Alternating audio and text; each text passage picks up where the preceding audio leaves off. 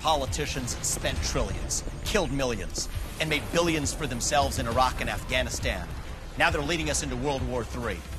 That ends on my watch. I'm Vivek Ramaswamy, and as your next president, my sole duty is to you, the citizens of our nation, not another one. I'll keep us out of World War III. I'll declare independence from communist China, and I'll use our own military to protect our own borders, not somebody else's. I'm Vivek Ramaswamy, and I approve this message because that's the truth. The Trump-Russia collusion hoax that you pushed on this network for years, was that real or was that Hillary Clinton made-up disinformation? Answer the question. Go. I say this as a member of my generation. I'm 38 years old. I'm the youngest person ever to run for U.S. president as a Republican. The reason my generation has lost our sense of national pride, in part, is because people in my generation feel like the American dream isn't available to them. And part of the reason why is we burdened them with four-year college degrees that did not serve their head start on the American dream. People will be more proud of a country if we're all making more money in that country. This is how we revive national pride and our identity, and it will take a CEO in the White House with zero-based budgeting, by the way, to take on the federal debt to get this job done. I want to be careful to avoid making the mistakes from the neocon establishment of the past.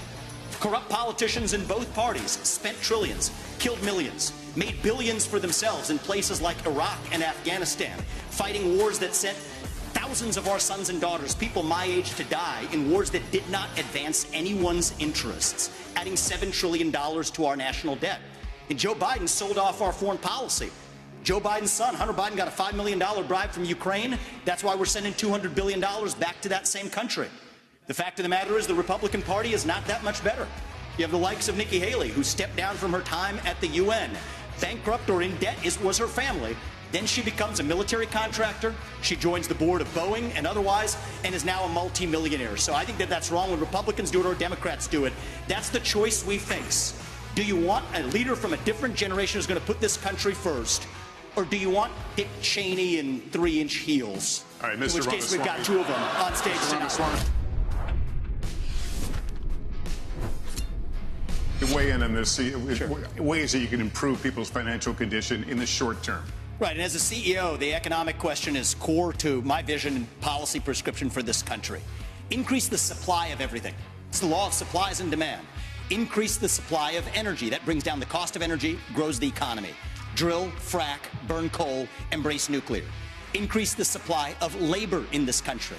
Stop using our taxpayer money to pay people more to stay at home instead of to go to work.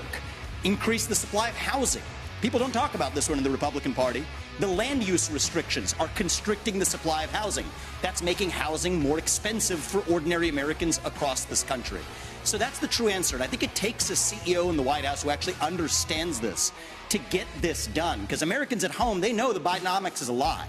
Prices are going up. Interest rates and mortgages to buy your home are going up. But wages have remained flat. That's the hard diagnosis for our economy. We've talked a lot about foreign wars tonight, but we're in the middle of a war right here at home. It's a war not between black and white or Democrat and Republican. It's between those of us who believe in our founding ideals and love this country and a fringe minority who hates the United States of America. And I think it's going to take a commander-in-chief to lead us to victory in that war, who first of all knows that we're in a war. Second of all, can't be captured by the special interests along the way. But third is from the next generation, somebody with fresh legs to lead us to victory. I'll shut down the deep state. I'll declare economic independence from China. I'll keep us out of World War III, and then revive national pride in this country. I also want to close with one message to the Democrat Party. End this farce that Joe Biden is going to be your nominee. We know he's not even the president of the United States. He's a puppet for the managerial class. So have the guts to step up and be honest about who you're actually going to put up so we can have an honest debate. Biden should step aside, end his candidacy now, so we can see whether it's Newsom or Michelle Obama or whoever else. All right, just Mr. tell us the truth so we can have an honest debate. Ambassador.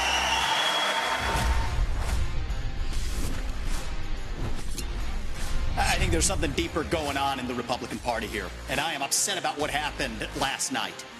We've become a party of losers at the end of the day. It is a cancer to the Republican establishment. Let's speak the truth. I mean, since Ronna McDaniel took over as chairwoman of the RNC in 2017, we have lost 2018, 2020, 2022, no red wave that never came. We got trounced last night in 2023. And I think that we have to have accountability in our party. For that matter, Ron, if you want to come on stage tonight, you want to look the GOP voters in the eye and tell them you resign, I will yield my time to you. And frankly, look, the people there cheering for losing in the Republican Party. Think about who's moderating this debate. This should be Tucker Carlson, Joe Rogan, and Elon Musk. We'd have 10 times the viewership, asking questions that GOP primary voters actually care about and bringing more people into our party. You think the Democrats, and we've got Kristen Welker here, you think the Democrats would actually hire Greg Gutfeld to host a Democratic debate? They wouldn't do it.